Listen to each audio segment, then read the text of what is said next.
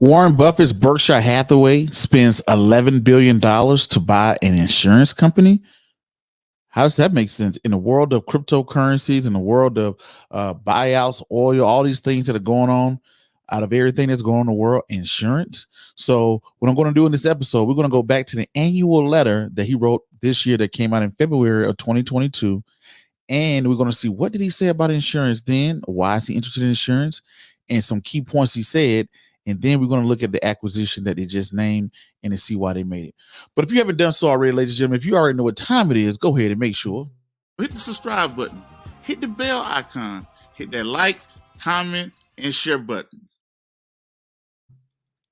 Once again, ladies and gentlemen, boys and girls and children of all ages, you are now tuned into the Investor Show. As always, this is your gracious host, the Prince of Investing, Prince Dykes, coming to you guys and girls live all the way from the beautiful city and state of Denver, Colorado. Don't forget to hit that like, subscribe, comment, and share button. And as always, I don't have a lot of time, and I definitely know you guys and girls don't have a lot of time, so we are going to jump straight into it. So right here, what I have pulled up in front of us is the annual letter Warren Buffett wrote on February 2022 when it came out. And I'm going to stroll down here to page 5. Page 5 is when he's going to get into what's called the giants, the 4 big giants. So right here, he talks about the 4 big giants of Berkshire Hathaway, the company.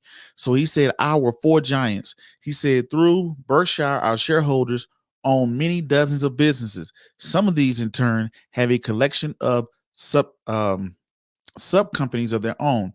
For example, Mormon has more than 100 individual business operations, ranging from leasing of railroad cars to manufacturing medical devices.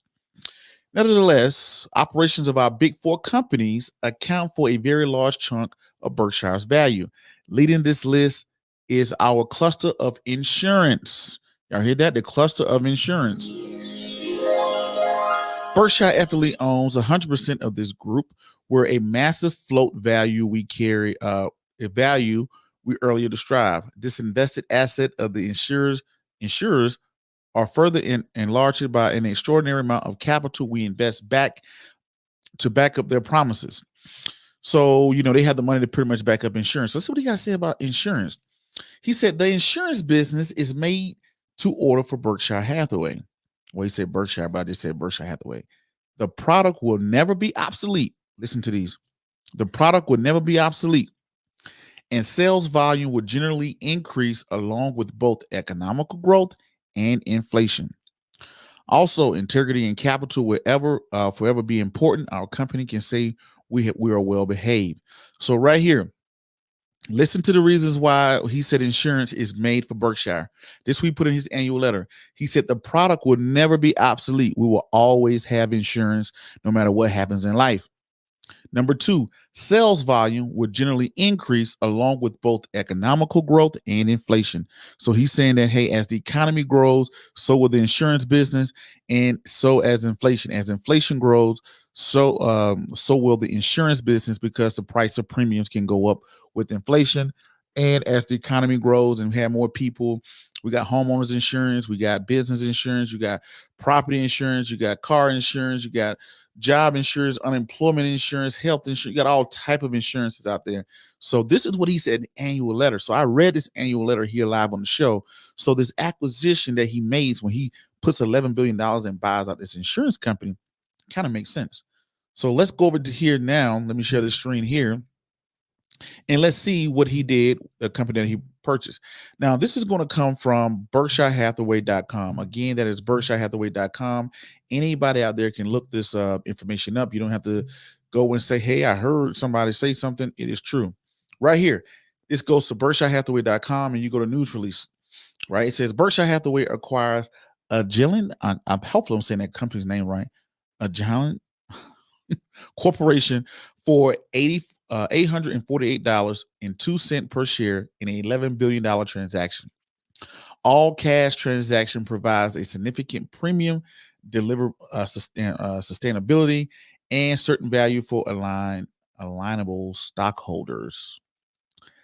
That's all Alleghany, I think that is stockholders, right?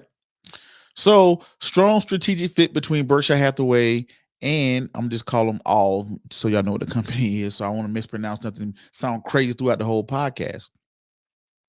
So it said its business and its business subsidies will continue to operate as an independent entity with an increased capital strength and support from Berkshire Hathaway.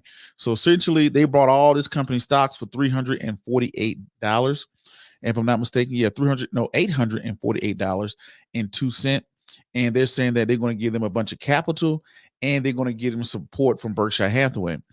Now, this company today, I think, is about 800 and let me make sure I don't want to misquote their stock, the company. And I think they're around about 800 and something dollars today. Let me see. Oh, it's a county and a school too. So 1 second, I'm just looking at the stock price. It was 800 something when I looked at it earlier. Yeah, $847. So it had a nice little bump when this news came out. So it's at $847 today. And they purchased it for $848. So a little bit, premium that they, but evidently, now this is a key thing that a guy taught me. He said that when Berkshire buys stock, uh, it can buy companies with the stock or cash. When it buys it with the stock, it believes the stock is undervalued. When it buys with cash, it believes the stock is overvalued. So they did an all cash purchase this time, which is kind of rare, but shouts out to them. They got the capital to do it. They got like 128, $30 billion on hand in cash. I think they reported. I think it was 130 something billion. But it says Berkshire Hathaway today jointly announced that they have entered into a defined agreement under which Berkshire Hathaway will acquire all outstanding shares for $848 in shares in cash, right? The transaction, which was announced and approved by both board of directors, so both of the board of directors approved it, represents a total equity value of approximately $11.6 billion. The acquisition price requires a multiple of okay. The acquisition price represents a multiple of 1.26 times the book value as of December 31st, at a 29% premium to the average stock price over the next 30 days, and a 16% premium to the stock price over $52 over the 52-week high. I think you said that company name Allen. I can't even say their name, y'all. Sorry about that. But anyway, so essentially what is happening here is they're saying that, they purchased the company 1.26 times its book value. That means that when people say 1.26 or 126 base points or whatever they like to say, very good thing that they looked at this book value. And that's usually what they buy you for. When you buy a company, people look at your revenue, how much revenue you make, and you can take what the revenue you make annually and multiply that times 2, and that's a multiple of 2. Here they did a 1.6, so I felt like they got a good price. So shouts out to Berkshire. They got it for 1.26 at $11 billion. So if you're looking at this company, I'm pretty sure probably had a revenue or a book value of a couple $1 billion. So they stuck with the principle they always do. This is a business they very well know. It's the insurance business, and you saw what he said about the insurance on the annual meeting, and now they are making acquisitions inside of this business itself.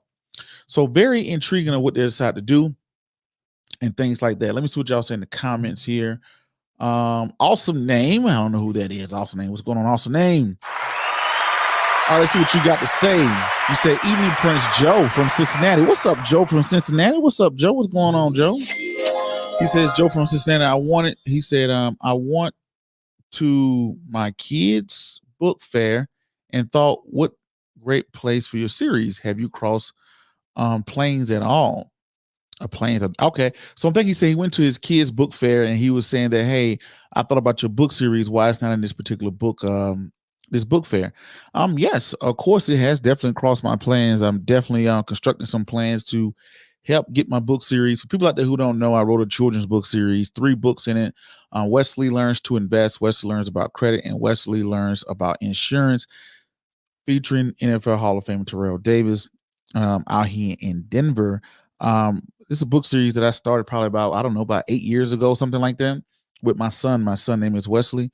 And yeah, we've, one-man band, no, I have a team of 2 or 3 of us. And, we're definitely coming up with plans to push this book series out into more hands of kids. We're in some Boys and Girls Club. Yes, we've been in some schools. Yes, we made some growth. But our goal now is to get 1 million books into kids' hands around the globe. So 1 million books going to Wesley Learns to Invest Book Club. We want to get that into 1 million kids' hands, right? 1 million kids, American kids' hands here in America. No disrespect to kids that are overseas, but I know a lot of people, they're written in English. So a lot of countries maybe not be able to read English. So we're going to start right here in America. And, we definitely have some plans and some ways to go about doing it.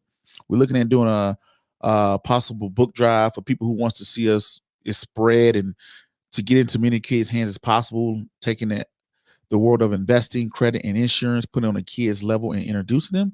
So yeah, definitely, Joe. I'm definitely open to that.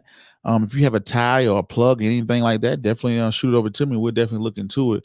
But yeah, that's definitely our plans to, spread and get the books into as many kids' hands as humanly possible, right? Because I feel as though that's why I wrote the first book. I don't know how many, 7 years ago, 8 years ago, got published 7 years ago, wrote it 8 years ago. The reason why I started doing before I even wrote the book, I was here on YouTube podcasting with my son Wesley, talking about these topics. And I just said, hey, you know what? This is something I wish I had and something I wish they would teach my son. So I didn't see anything on the market about teaching kids about investing. So there it is. Wesley Learns to Invest. Then I decided to do it again, teaching kids about credit and teaching kids about insurance. And later on down the line, I want to do taxes. I want to do real estate. So many more things, but we're working on those plans and we're going to see how it happens. And we're going to continue to push. But thank you for thinking about and keeping us in mind.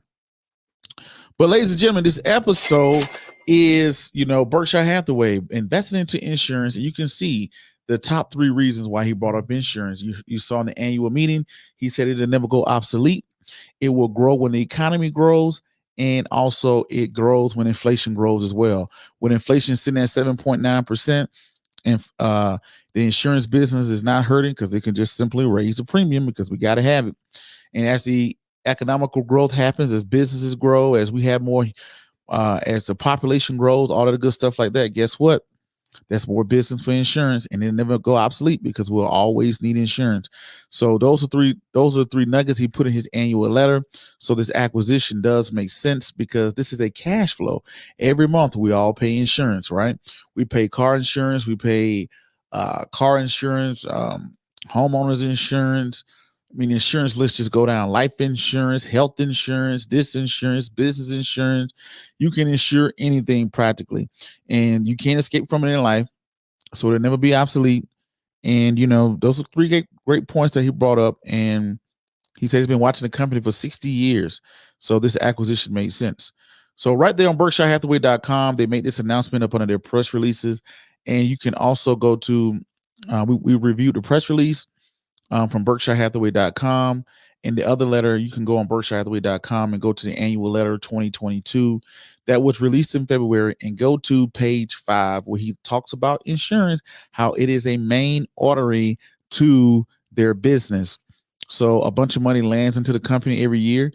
S&P 5, the Berkshire Hathaway is also in the S&P 500. So every time in our retirement funds and pension funds, Berkshire is getting fed tons of money that comes onto their doorstep, and they look for ways to put it, places to put it. So yeah, there it is. Berkshire Hathaway acquired another insurance company, a big conglomerate like itself, mainly insurance company, so that fits them very well. Y'all let me know what y'all think. Y'all hit some comment, drop some comments below, share this around, let me know what you think. Until the next video, podcast, cartoon, or whatever else crazy you see me doing around the globe, y'all know my name is Prince Dykes. I'm the Prince of Investing. Peace. Be safe. I'm out, and thank you.